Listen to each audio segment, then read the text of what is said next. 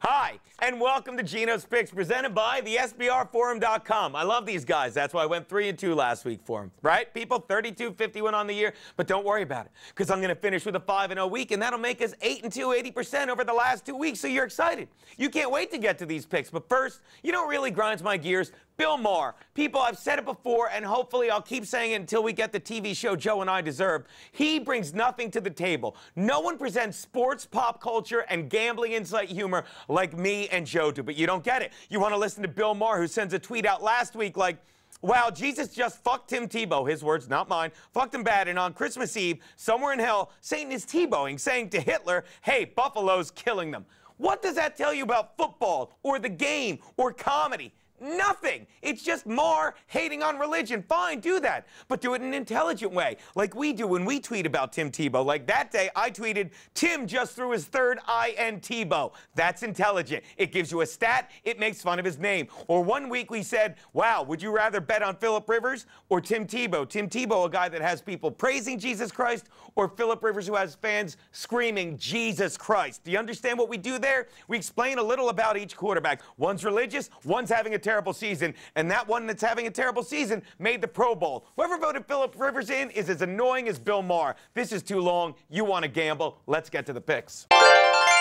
My first pick, the Miami Dolphins are giving 3 to the New York Jets in Miami. And why shouldn't they be? I said it before, I'll say it again. The Jets are 8-7, and those 8 wins have come against one team that currently has a winning record, the 8-7 Cowboys. Why? Because the Jets just aren't that good. You know who is good over the past month? The 3-1 Miami Dolphins. Jason Taylor's last game, they're going to play inspired defense. Not that they don't already. That pass rush is going to give the Sanchez. Yeah, remember that nickname, the Sanchez, when you thought he'd be good before you realized it was 3 consecutive seasons of a 50% completion rating? He is going to play poorly, not only because he's not good, but because he's distracted. He's in a must-win situation, and he knows whether Ryan admits it or not, he's playing for his job. Sure, the Jets can still make the playoffs because the Jets need a loss by Cincinnati, stay with me, and Tennessee early, and then either a loss by the Broncos or the Raiders. Let's face it, people. The Jets' playoff scenarios are as numerous as Antonio Cromartie's children. And let me tell you, their chances are just about as legitimate.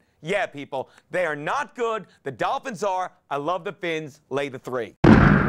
My next pick, the Baltimore Ravens travel to Cincinnati, where they're giving 2 points to the Bengals. We just talked about the Jets. Let's talk about the Bengals. Yeah, they're playing for a wild card spot. I know. But who have they beaten? In their wins, they've beaten Buffalo, Jacksonville, Seattle. Are you writing this down? Indy, Tennessee, St. Louis, Arizona, and Cleveland twice. That's a lot of wins against a lot of nobodies. Meanwhile, the Ravens are really good. They're playing to clinch that tough AFC North and make a statement and cruise into the playoffs with a nice little matchup, okay? And on top of all that, we just said it. Who have the Bengals beaten? The Bengals have beaten no one. The Bengals' big record is a lot like your big waste over the holidays. They fattened up the past 2 months on a ton of garbage. But you know what's going to happen? On New Year's Day, they're going to be looking at a bloated disaster. People, take the Ravens, lay the 2.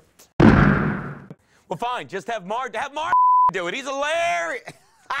My next pick, the Colts are getting 3.5 from the Jaguars in Jacksonville. Why are the Colts getting 3.5 when they have this guy, Dan Orlovsky? He's a cover machine. Why are the Jaguars giving 3.5 when they have this guy, Blaine Gabbert, who's not ready to be a starting quarterback? Gabbert is their starter. Gabbert will be their starter. But for now, Gabbert will not win games for you. You know who does win games for Jacksonville? MJD, Pocket Hercules, leading rusher in the NFL this year, and looking to build on that. But that's all they have. That's all the Colts have to stop. And on the other side of the ball, you got Reggie Wayne, quite possibly playing his last game as a Colt. You got Donald Brown, finally proving why we waste that 8th pick every year in our fantasy draft on him, because he's an explosive player and he's ready to take over the starting role. And finally, I'll say it again, you have Dan Orlovsky. Every gambler loves Dan Orlovsky because he's like that chubby chick that you gave a late-night booty call to every time. She wasn't pretty to look at, but she was always money when it came to the covers. Am I right? And let's be honest, there were plenty of times you snuck in with her through the back door at the last minute.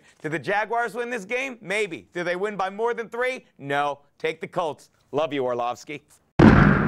My next pick, my San Diego Superchargers. Why not, people? They're getting 3 at Oakland from the Raiders. Look, let me tell you about the Chargers. They're a very talented team with a terrible coach in his swan song, and they always manage to do incredible things when it doesn't matter and or at the wrong time. So why not do it this week when winning doesn't matter and when winning can only screw up your odds of getting a better draft pick? Look, the Chargers love Norv Turner. I don't know why. The guy's an idiot, and he's going to be a well-paid offensive coordinator next year. But for now, look for them to come out and play hard in passion football in the swan song for Norv Turner. And the Raiders just aren't that good. Let me tell you, Palmer is not that good a quarterback. He's playing in a bad situation, and I got bad news, Raiders fans. I know you're excited this week, but your season finale is going to be like the Sopranos series finale. Everyone was really excited the whole week leading up to it, but it ended abruptly with everyone staring at Black saying, "What the?"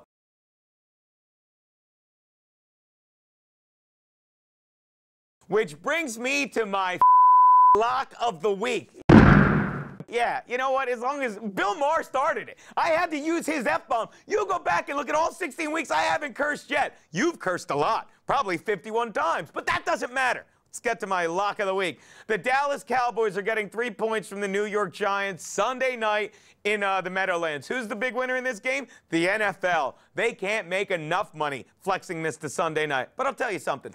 I like this game, and I like the Cowboys, and I'll tell you why. Because, one, they're getting points. And, yes, Tony Romo's coming off that hand injury, but what did we say all week? Tony Romo's hand last week was a lot like Jessica Simpson. The second it swelled up, he was out of there, right? But let's take the metaphor a little further. A lot like when Jessica Simpson left, all the focus went off him and he started making a lot better decisions. Now that his hand is back to normal, yeah, it's a little bruised, but he's going to be very focused on what he's doing. He's going to be very concentrated, like an orange juice pulp. I don't know where I went with that. I'm just saying, people, this game's going to be decided by a field goal either way. You can't lose taking the Cowboys in the 3.